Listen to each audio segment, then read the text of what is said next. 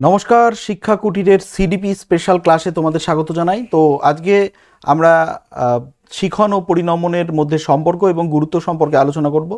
তো দেরি না করে আমরা মূল ক্লাসটা আলোচনা করি। এবং টেটের জন্য কিন্তু শিখন এবং পরিণমনের যে ইউনিট 1 রয়েছে সেটা কিন্তু অনেকই গুরুত্বপূর্ণ। তো সেই কারণে আমরা এই শিখন এবং পরিণমনের ক্লাসটি খুব সংক্ষেপে তোমাদের সঙ্গে তুলে ধরার চেষ্টা করব। তো যাই হোক, আমরা একদম প্রথমে জানবো যে শিখন ও পরিণমনের মধ্যে সম্পর্ক জানতে গেলে শিখনটা কী এবং পরিণমন কী সেটা সম্পর্কে কিন্তু আমাদের আলোকপাত করার প্রয়োজন রয়েছে। তো সেক্ষেত্রে আমরা প্রথমে যেটা জানবো সেটা হচ্ছে শিখন কী বা শিখন কাকে বলে সেটা আমরা জানবো। শিখনটা কী না, শিখন হচ্ছে, আমরা সবসময় বলি learning is a modification of behaviour, অর্থাৎ শিখন হলো স্থায়ী আচরণধারার পরিবর্তন। স্থায়ী আচরণধারার পরিবর্তন। শিখন কী না, শিখন হচ্ছে কিন্তু স্থায়ী আচরণধারার পরিবর্তন। যেখানে দেখো, শিখন হলো আচরণধারার এমন এক স্থায়ী পরিবর্তন যা অভিজ্ঞতা ও প্রশিক্ষণের দ্বারা অর্জন করা যায়। এই প্রক্রিয়ায় ব্যক্তির আচরণের পরিবর্তন ঘটিয়ে অভিযোজন ক্ষমতা অর্জন করা যায়। অর্থাৎ আমরা যে শিখন নিয়ে আলোচনা করছি এটা কিন্তু সম্পূর্ণ পরিমাণে আচরণ নির্ভর প্রক্রিয়া এবং অতীত অভিজ্ঞতার প্রয়োজন রয়েছে, প্রশিক্ষণের প্রয়োজন রয়েছে এবং প্রশিক্ষণের মাধ্যমেই কিন্তু আমরা শিখন অর্জন করতে পারি বা অ্যাচিভ করতে পারি। এবং এই প্রক্রিয়ায় ব্যক্তির আচরণের পরিবর্তন ঘটিয়ে অভিযোজন ক্ষমতা অর্জন করা যায়। অভিযোজন মানে কি? মানিয়ে নেওয়া। অভিযোজন মানে মানিয়ে নেওয়া। এবার আমরা জানবো যে পরিণমন কি। পরিণমন আমরা আগেই বলেছি যে পরিণমন কিন্তু biological process, maturation is a biological process. যে পরিণমন কি? পরিণমন হলো এমন একটি প্রক্রিয়া যা অনুশীলন বা শিখন নিরপেক্ষ একটি স্বাভাবিক প্রক্রিয়া। যে স্বাভাবিক প্রক্রিয়া কি, এখানে শিখনের কিন্তু কোনো রকম ভূমিকা নেই। বিশেষ করে ম্যাচিউরেশনের ক্ষেত্রে ব্যক্তির মধ্যে এটি সংগঠিত হয়ে এ ব্যক্তির বিকাশ ঘটায়, যে এটা কিন্তু স্বাভাবিকভাবেই হয়ে থাকে, অর্থাৎ জন্মগতভাবে হয়ে থাকে। এই স্বাভাবিক প্রক্রিয়া বয়স বৃদ্ধির সঙ্গে সঙ্গে স্বাভাবিক উপায়ে সুনির্দিষ্টভাবে বিকশিত হতে থাকে। ঠিক আছে, অর্থাৎ পরিণমন কিন্তু হলো পরিপক্কতা বা স্বাভাবিক পরিণতি বা ম্যাচিউরেশন। ঠিক আছে, স্বাভাবিক পরিণতি বা ম্যাচিউরেশন। এবং এটা কিন্তু একটি স্বাভাবিক প্রক্রিয়া, এখানে কিন্তু শিখনের কোনো রকম ভূমিকা নেই, অর্থাৎ এখানে প্রশিক্ষণের কিন্তু কোনো রকম ভূমিকা নেই। এবার আমরা যেটা জানবো যে এই উভয়ের মধ্যে যে সম্পর্কগুলো রয়েছে সেই সম্পর্কগুলো আমরা পর্যালোচনা করার চেষ্টা করব। নেক্সট যেটা আছে যে উভয়ের মধ্যে কি সম্পর্ক রয়েছে সেটা আমাদের জানা দরকার। যে শিখন ও পরিণমনের মধ্যে কিন্তু বেশ কিছু পার্থক্য রয়েছে। আমরা বলার সময় বললাম শিখন একটি অর্জিত প্রক্রিয়া, কিন্তু পরিণমন একটি স্বাভাবিক প্রক্রিয়া। এগুলো কিন্তু আমরা বলেছি। শারীরবৃত্তীয় প্রক্রিয়া হচ্ছে তোমার পরিণমন, কিন্তু শিখন হচ্ছে অর্জিত প্রক্রিয়া। এবার আমাদের মধ্যে যে সম্পর্ক, যে পারস্পরিক সম্পর্কটা কি আছে সেটা একটু জেনে নেওয়ার চেষ্টা করব। যে সম্পর্ক কি, শিখন ও পরিণমন দুটি কিন্তু আলাদা আলাদা প্রক্রিয়া। আমরা আগেই বলেছি একটি স্বাভাবিক এবং একটি অর্জিত প্রক্রিয়া। যে পরিণমনের অর্থ স্বতঃস্ফূর্ত বিকাশ, অর্থাৎ আপনিই কিন্তু ম্যাচুরেশনটা হয়ে থাকে, যা শিখনের ওপর নির্ভর করে না, কিন্তু শিখন পরিণমনের ওপর নির্ভরশীল। এটা কিন্তু মাথায় রাখতে হবে যে শিখন কিন্তু ম্যাচিউরেশন মানে বা পরিণমনের ওপর কিন্তু নির্ভরশীল, কিন্তু পরিণমন কিন্তু শিখনের ওপর নির্ভরশীল নয়। কখনো কখনো এটি নির্ধারণ করা কষ্টকর যে আচরণগত পরিবর্তন শিখন না পরিণমনের ফল। যে অনেক সময় এটা সমস্যা হয়ে দাঁড়ায় যে যে আচরণধারার পরিবর্তনগুলো আমাদের হচ্ছে সেটা শিখনের ফলে হলো না ম্যাচিউরেশনের ফলে হলো। এটা কিন্তু অনেক সময় মেজর করা কষ্ট হয়ে দাঁড়ায়। যে শিশু তখনই কথা বলতে শেখে যখন সে পরিণমনের বয়স্তরে পৌঁছায়। তো একটা শিশু যেমন জন্মাবস্থায় সে কথা বলতে পারে না, একটা নির্দিষ্ট বয়সে গিয়ে তার বয়স বৃদ্ধির সঙ্গে সঙ্গে প্রথমে বাবলিং হয়, তারপরে একটি শব্দ দুটি শব্দ একে একে সে বাক্য গঠন করতে শুরু করে। তো এগুলো কিন্তু লার্নিংয়ের ফলে হয়, কিন্তু তার পাশাপাশি যে ম্যাচিউরেশন, যে একটা নির্দিষ্ট ম্যাচিউরেশনের পর্যায়ে গিয়ে বা পরিণমনের পর্যায়ে গিয়েই কিন্তু এই শিশুর কথার বিকাশ ঘটতে থাকে। ঠিক আছে, অর্থাৎ শিখন তখনই হয় যখন পরিণমনের উপযোগী বয়সে শিশু পৌঁছায়। তাহলে এক্ষেত্রে কি, যে শিখন তখনই সম্ভব হবে যখন ম্যাচিউরেশনটা একটা পর্যায়ে যাবে। ঠিক আছে, তার আগে পর্যন্ত হবে না। যেমন ধরা যাক আমরা বলি যে সংবিধানের জ্ঞানটা আমরা প্রাথমিক স্তরে দিই না। ঠিক আছে, প্রাথমিক স্তরে কিন্তু সংবিধানের জ্ঞানটা দেওয়া হয় না। কেন দেওয়া হয় না? কারণ সেই সময় কিন্তু বাচ্চাদের সেই ম্যাচুরিটিটা আসে না। সেই কারণে তারা যে সংবিধানটা পড়তে পারবে দেশের, ঠিক আছে, তো দেশের সংবিধানটা জানতে গেলে তাকে একটা ম্যাচিওর বয়স হতে হবে। ঠিক আছে, তো পরিণমনের একটা নির্দিষ্ট বয়স স্তরে গিয়েই কিন্তু সেটা পড়ানো হয়। ঠিক আমরা যেটা উদাহরণ দিলাম একটু আগে সেটাই আমরা বললাম। তো সেক্ষেত্রে নেক্সট যে তা দেখবো যে বিকাশমূলক প্রক্রিয়া, দুটোই কিন্তু ডেভেলপমেন্টাল প্রসেস। যে শিখনও কিন্তু ডেভেলপমেন্টাল প্রসেস এবং পরিণমনও কিন্তু একটা ডেভেলপমেন্টাল প্রসেস। তাহলে পরে আমরা দেখে নেব যে পরিণমন ও শিখন উভয়ই কিন্তু বিকাশমূলক প্রক্রিয়া। আমরা একটু আগেই যেটা বললাম যে পরিণমন শিখনের দ্বারা নিয়ন্ত্রিত নয়, যে পরিণমন কিন্তু মানে শিখনের দ্বারা নিয়ন্ত্রিত নয়, কিন্তু শিখন পরিণমনের দ্বারা নিয়ন্ত্রিত হয়ে শিশুর বিকাশে সহায়তা করে। এটা আমরা আগেও বলেছি। তো সেক্ষেত্রে বিকাশমূলক প্রক্রিয়া দুটোই, কিন্তু পরিণমন কিন্তু শিখনের দ্বারা নিয়ন্ত্রিত হয় না, শিখন পরিণমনের দ্বারা নিয়ন্ত্রিত হয়। কেন? কারণ নির্দিষ্ট বয়স স্তরে বা পরিণমনের স্তরে যদি না পৌঁছায় শিশুর, কিন্তু সেই শিখন সম্ভব নয়। যেমন আমরা একটু আগে ভাষার বিকাশের কথা বললাম, তো স্বাভাবিকভাবেই কিন্তু এটা যে দুটোই কিন্তু বিকাশমূলক প্রক্রিয়া, পরিণমন কিন্তু শিখনের দ্বারা নিয়ন্ত্রিত নয়, আবার তোমার শিখন কিন্তু পরিণমনের দ্বারা নিয়ন্ত্রিত। ঠিক আছে, নেক্সট যে রয়েছে সেটা হচ্ছে শিক্ষাবিদদের মতামত। শিক্ষাবিদরা কি বলছেন? না, শিক্ষাবিদরা বলছেন শিশু শিক্ষাদানের ক্ষেত্রে নতুন শিখনের ক্ষেত্রে উপযুক্ত পরিণমনের দরকার। অর্থাৎ শিখনের ক্ষেত্রে কিন্তু পরিণমনের প্রয়োজন রয়েছে, শিখনের ক্ষেত্রে কিন্তু পরিণমনের প্রয়োজন রয়েছে। নেক্সট হচ্ছে আমরা বিভিন্ন পরীক্ষা, যে এই সংক্রান্ত যে সমস্ত বিভিন্ন পরীক্ষা করা হয়েছে সেটা নিয়ে একবার আলোকপাত করে নিই। দেখো, যে শিখন ও পরিণমনের মধ্যে সম্পর্ক বোঝাতে গিয়ে বিভিন্ন মনোবিদ যেমন স্ট্রেয়ার, আর্নল্ড গেসেল্ট, হিলগার্ড প্রমুখ বিভিন্ন পরীক্ষা করেছেন। এদের মধ্যে একটি পরীক্ষা নিয়ে আলোচনা করা হলো, যে ম্যাগ্রো, বিখ্যাত মনোবিজ্ঞানী ম্যাগ্রো 12 মাস বয়সের দুটি যমজ শিশুর ওপর পরীক্ষা চালিয়ে দেখেছেন। একটি শিশু প্রশিক্ষণ দিতে 12 মাস বয়স থেকে সে হাঁটতে শিখল।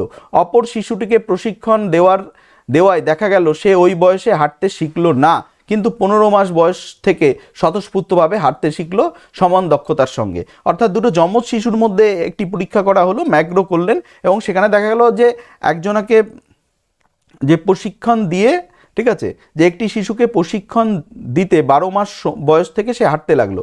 অন্য শিশুরটাকে প্রশিক্ষণ দেওয়া হলো না, কিন্তু সে আপনা আপনি 15 মাস থেকে সে হাঁটতে শিখলো, কিন্তু 15 মাস বয়স থেকে স্বতঃস্ফূর্তভাবে হাঁটতে শিখলো সমান দক্ষতার সঙ্গে। মনোবিদদের মতে যে সঠিক পরিণমনের সঙ্গে সঙ্গে শিশুর স্নায়ুতন্ত্রের বৃদ্ধি ও বিকাশ ঘটে, তাই স্বাভাবিক বিকাশের ওপর নির্ভর করে শিখন সম্ভব হয়। যে এই যে ম্যাচুরেশনের ওপর নির্ভর করেই কিন্তু শিখনটা নির্ভর করে। এক কথায় শিখন পরিণমনকে আবার অনেক সময় দেখা গেল যে এখান থেকে যেটা দেখা গেল যে অনেক সময় পরিণমন কিন্তু শিখনের ক্ষেত্রে কি করে, শিখনের যে মাত্রাটা বৃদ্ধিতেও সহায়তা করে থাকে। ঠিক আছে, নেক্সট যেটা আমরা আলোচনা করব সেটা হচ্ছে এবার এখান থেকে আমরা কি সিদ্ধান্ত নিতে পারি, না এবার এখান থেকে আমরা যে সিদ্ধান্ত নিতে পারি সেটা হচ্ছে মূলত পরিণমনের ওপর শিখন নির্ভরশীল। এটা কিন্তু একদম আমরা বারবার প্রত্যেকটা পয়েন্টেই বলেছি, উপযুক্ত পরিণতি প্রাপ্তির আগে জোর করে বাহ্যিক প্রচেষ্টার দ্বারা শিখন প্রায় অপব্যয়ের নামান্তর। অর্থাৎ পরিণমন যদি না আসে সেই সময় যদি আমরা কোনো শিখন বা শিশুর লার্নিংয়ের দিকে যাই, তাহলে কিন্তু সেটা একটা অপব্যয় হবে, সময়ের অপব্যয় হবে, তাছাড়া আর কিছুই নয়। পরিণমন শিখনের গতিবেগ নির্ধারণ করে। ঠিক আছে, যে একটা নির্দিষ্ট বয়সে গিয়ে কতটা তার শিখন হবে সেটা কিন্তু নির্ভর করে পরিণমনের ওপর। সেই কারণে বলছে যে পরিণমন কি, যে দেখো এখানে একদম কোট আনকট বলা হয়েছে যে পরিণমন শিখনের গতিবেগ নির্ধারণ করে। শিখন কখন থেকে শুরু করলে সাফল্য আসবে তা পরিণমন নির্দেশ করে থাকে, কারণ পরিণমনের একটা নির্দিষ্ট স্তরে গিয়েই কিন্তু এটা সম্ভব। সুতরাং কি, পরিণমন ও শিখন দুই প্রক্রিয়ার মিলিত ফল মানুষের বিকাশ ঘটায়। অর্থাৎ এই যে পরিণমন এবং শিখন, এই দুটো মিলিতভাবে মানুষের ডেভেলপমেন্ট করে থাকে বা মানুষের বিকাশ কিন্তু করে থাকে। এবার নেক্সট যেটা আমরা আলোচনা করব সেটা হচ্ছে পরিণমনের শিক্ষাগত গুরুত্ব। পরিণমনের শিক্ষাগত গুরুত্ব বা শিক্ষাগত ক্ষেত্রে পরিণমনের গুরুত্ব। যে পরিণমনের শিক্ষাগত গুরুত্ব বা পরিণমনের শিক্ষাগত গুরুত্ব। যে প্রথম কি, দৈহিক ও মানসিক প্রক্রিয়া। আমরা পয়েন্টগুলো আকারে বলার চেষ্টা করছি, তাহলে তোমাদের একটু সুবিধা হবে। তো শিশুর দৈহিক ও মানসিক বিকাশের দ্বারা পরিণমনের প্রকাশ ঘটে। তাহলে পরিণমনের প্রকাশটা কিসের মাধ্যমে ঘটে? শিশুর বায়োলজিক্যাল ডেভেলপমেন্ট এবং মেন্টাল ডেভেলপমেন্ট। ঠিক আছে, ফিজিক্যাল এবং মেন্টাল ডেভেলপমেন্টের মাধ্যমে কিন্তু পরিণমনের প্রকাশটা ঘটে থাকে। এর ফলে শিশুর ভাষার বিকাশ ঘটে, অঙ্গ প্রত্যঙ্গের বিকাশ ঘটে এবং শিশু পাঠ গ্রহণে ধীরে ধীরে সক্ষম হয়। তাহলে শিশুর দৈহিক এবং মানসিক বিকাশের মাধ্যমে কিন্তু পরিণমনের প্রকাশ ঘটে এবং এর ফলে শিশুর ভাষার বিকাশ, অঙ্গ প্রত্যঙ্গের বিকাশ এবং ধীরে ধীরে সে শিশু পাঠ গ্রহণেও কিন্তু সক্ষম হয়ে ওঠে। নেক্সট যেটা আছে, শিখনের গতি ও সীমা নির্ধারণ করে। আমরা একটু আগেই সম্পর্কের যখন আলোচনা করেছিলাম তখন কিন্তু বলেছিলাম যে শিখনের গতি ও সীমা নির্ধারণ করে থাকে তোমার পরিণমন। যে শিখনের গতি ও সীমা নির্ধারণে পরিণমনের ভূমিকা লক্ষ্য করা যায়। নির্দিষ্ট পরিণমনের পর শিশুর শিখন শুরু হয়, তা নির্দিষ্ট সময় পর্যন্ত চলতে থাকে। পরিণমনই ঠিক করে দেয় কোন সময়ে কোন ধরনের শিখন সার্থক ও ফলপ্রদ হবে। যে কখন একটা শিশুকে কি শেখালে ফলপ্রদ হবে সেটা কিন্তু পরিণমনই ঠিক করে দেয়। নেক্সট যেটা রয়েছে ভাষার বিকাশ, অর্থাৎ ল্যাঙ্গুয়েজ ডেভেলপমেন্টের ক্ষেত্রে কিভাবে সাহায্য করে না শিক্ষার্থীর ভাষা বিকাশে গুরুত্বপূর্ণ ভূমিকা পালন করে ম্যাচুরেশন। আমরা প্রথম পয়েন্টেই আলোচনা করেছি এটা, যে উপযুক্ত পরিণমন ছাড়া কিন্তু কখনোই শিক্ষার্থীর ভাষার বিকাশ সম্ভব হয় না। যেমন একটা 2 মাসের বাচ্চাকে কখনোই তার ল্যাঙ্গুয়েজ ডেভেলপমেন্ট হতে পারে না, তো স্বাভাবিক ব্যাপার। তো সেক্ষেত্রে ম্যাচুরেশনের একটা গুরুত্বপূর্ণ ভূমিকা রয়েছে। তারপর হচ্ছে জ্ঞানেন্দ্রিয় ও কর্মেন্দ্রিয়ের মধ্যে সমন্বয়, জ্ঞানেন্দ্রিয় ও কর্মেন্দ্রিয়র মধ্যে সমন্বয়, যে জ্ঞানেন্দ্রিয় এবং কর্মেন্দ্রিয়র মধ্যে সমন্বয় কি শিক্ষার্থীর সার্থক বিকাশের ওপর নির্ভর করে তার জ্ঞানেন্দ্রিয় ও কর্মেন্দ্রিয়ের সমন্বয় সাধন, যা শিক্ষার্থীকে যে কোনো বিষয় শিখতে বিশেষভাবে সাহায্য করে। এবং এই জ্ঞানেন্দ্রিয় ও কর্মেন্দ্রিয়র সমন্বয় সাধনে সাহায্য করে কে না পরিণমন বা ম্যাচুরেশন, ঠিক আছে, ম্যাচুরেশন। এবং এই সমন্বয় সাধনের ফলে কিন্তু শিক্ষার্থী শিখতে শেখে, কোনো বিষয় কিন্তু শিখতে পারে বা শিখতে শেখে।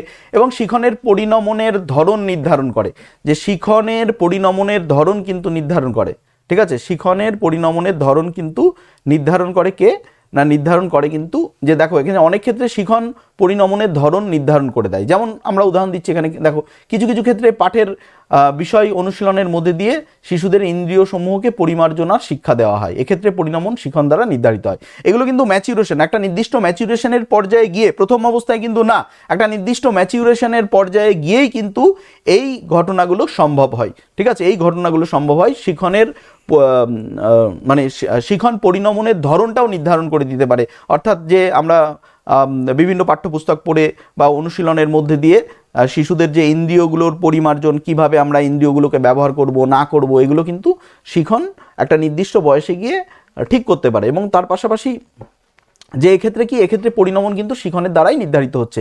নেক্সট হচ্ছে জীবন বিকাশ, ঠিক আছে, জীবন বিকাশ কি শিক্ষার্থীদের জীবন বিকাশে কিন্তু শিখন একটা গুরুত্বপূর্ণ ভূমিকা পালন করে।